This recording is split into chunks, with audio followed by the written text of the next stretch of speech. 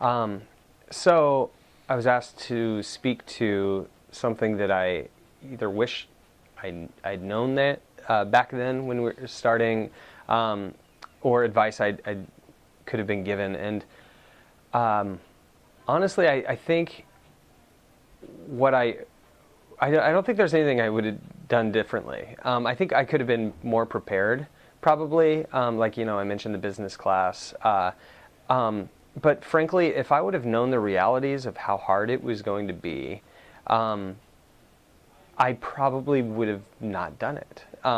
It's been extremely hard, building something from scratch when there really was no market for it, and trying to have to explain why it's necessary, and then just find funding. It's really competitive. Funding is competitive. Grants are very competitive. Individual donor dollars are very competitive, and if I would have actually seen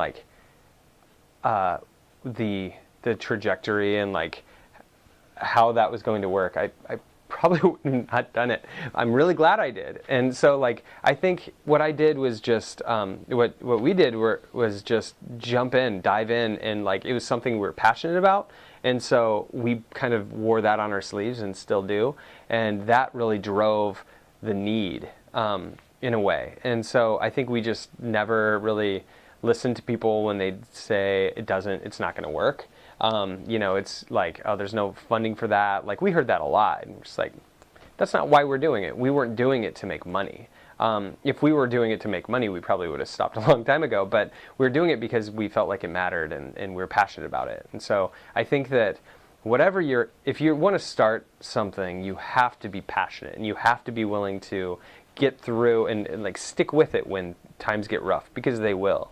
And you just got to know that you're serving some greater good, whether that's a cultural thing or just in your heart, and a project you care about.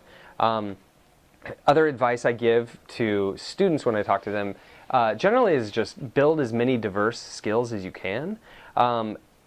Being able to write is great, because then you can translate that to lots of different things. After college, I started writing copywriting for advertising companies, and then I became an associate creative director for a bit too, and learned about branding. So I can do some design.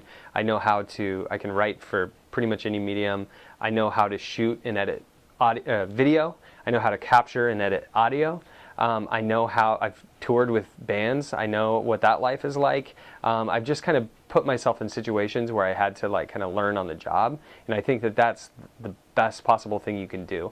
Figure out what scares you the most, and then force yourself to be in that situation where you have to do it. I used to be terrified of public speaking, for instance, to the point that I would vomit in the days before. And now I just force myself to say yes when people ask me to speak enough that now it doesn't faze me. Just say yes, especially if it's scary, because the greatest thing that you can gain is not money, or necessarily even clips or portfolio stuff. It's the skills and the confidence that you get in getting through those situations. So that would be my advice.